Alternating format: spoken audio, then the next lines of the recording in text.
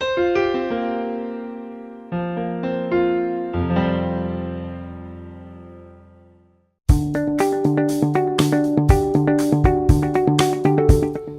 Child's Wet Behind. That was one of my favorite titles of a special event as I was teaching for the fundraising school. And it's because of that fun, because of that excitement, because of that energy, a lot of nonprofits like to have special events, and they can be effective for your fundraising if you approach them in the right context. Hi, I'm Bill Stanczykiewicz of the Fundraising School. This is the first day from the Fundraising School, and our guest today is Bobby Donahue. She's an expert fundraiser who has raised money for organizations of all different sizes and has also been engaged with special events at those fundraisers. And she talks a lot about special events when she teaches for us at the Fundraising School. And you know, Bobby, I always like that in our class. We ask people for the titles of their events, right? And you get these great names. And it's because they can be fun and they can be exciting, they can be helpful if we do them the right way. What are some of those tips that you have for folks? Well, I think probably the biggest tip I have for people is to know what it is you want to do. Not all special events are about fundraising. In fact, most of them are not. But if you don't know what it is you want to get out of the event, then you don't know what to measure. And that's one of the critical pieces. So if you're doing this to build excitement in the community, then what are you measuring? Not the money, but how much social media did you get? What happened about coverage? How was the word of mouth? And knowing ahead of time that you have to collect that information will help you plan for that and really talk about those results. Sometimes what you want to do is just build your donor base, collect names. So if you're going to do an event, how are you going to collect the names and how many new names did you get? What more information did you get? All of those pieces. So number one is know what you want to do, what you want the results to be, and plan for something your organization can manage. If you're a small organization and you want to plan a run, you know, it takes a lot of volunteers to do a run. Do you have that kind of manpower? Is it within your capability? And last of all is do something that fits with your mission. So Mothers Against Drunk Driving are not going to do a wine tasting. Right. Just doesn't fit with their mission. Right. So those are things that you need to think about. You know, Bobby, inherent in your answer is that there can be nonprofits who see the special event kind of this magic wand. Well, let's just have an event. Yeah, that's it. Let's just do the event. And then they're very busy doing the event, but busy does not mean productive. Productive happens with planning, that there needs to be these comprehensive thoughts going into this. Absolutely. And people who think that the special event is the silver bullet clearly haven't done a lot of events because they're extremely time consuming. They're wearing on the volunteers. And if you could do and get done whatever you need to get done without doing the special event, that's my advice. You know, because you can use that time planning and doing the special event, actually accomplishing things like meeting one-on-one with donors and maybe raising the $5,000 you had hoped to do with that event if the full reason for the event was money. Now, there are other reasons, and most of the time we're doing events for other reasons. Recognition of donors, saying thank you, and there's plenty of good reasons to do it. But many times you could have 6, 7, 8 one-hour meetings and raise the amount of money that you were going to do in something that maybe have taken 60 to 80 hours. Bobby, could you amplify that just a little bit more, please? And what we're talking about here is when we're raising money, if the event is for raising money, I'm not raising the gross amount of dollars. I'm raising the net amount of dollars if I had to pay for the room or pay the entertainment or buy the food or things of that nature.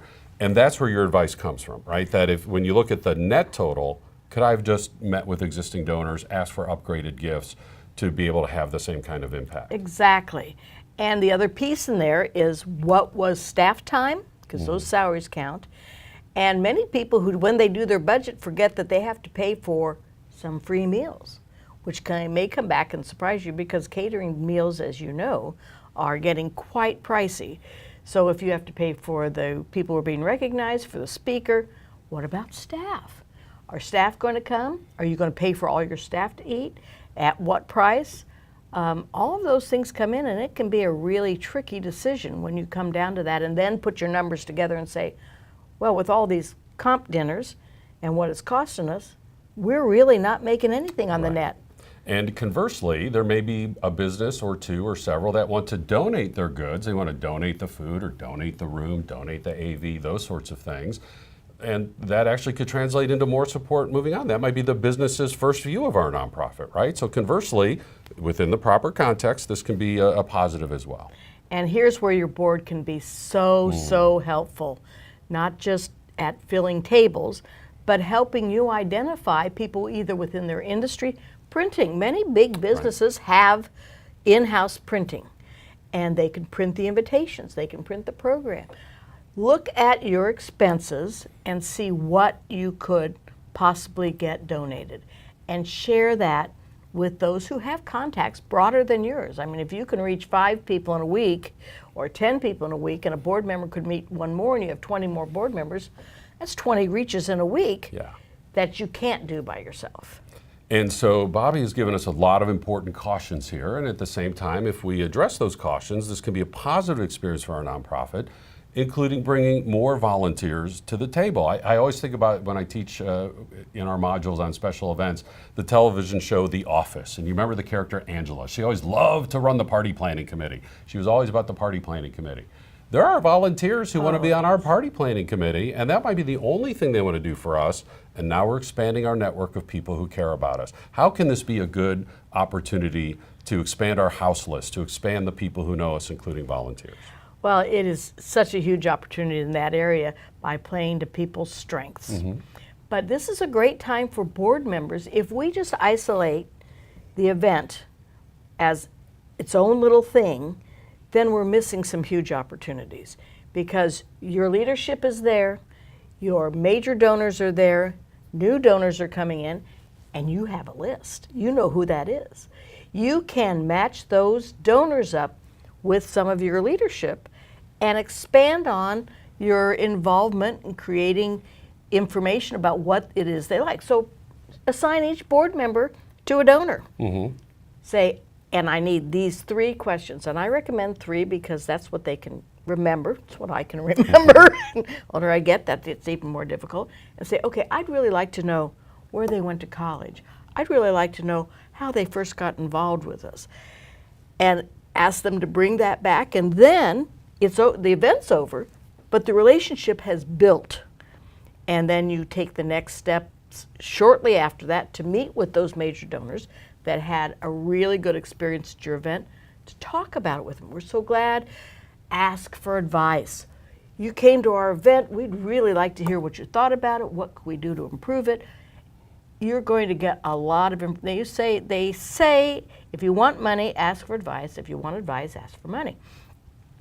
But if you go in, and we truly do want to improve our events, so asking our major donors for that as a follow-up and putting that in the plan. The plan is not done right when the event's done or when the evaluation is done, but building that back end to expand your relationships with your donors that will continue to grow through the event. Bobby, the focus is on the event, and we have the event, and now the event is over, and we're all kind of exhausted because it was a big occasion.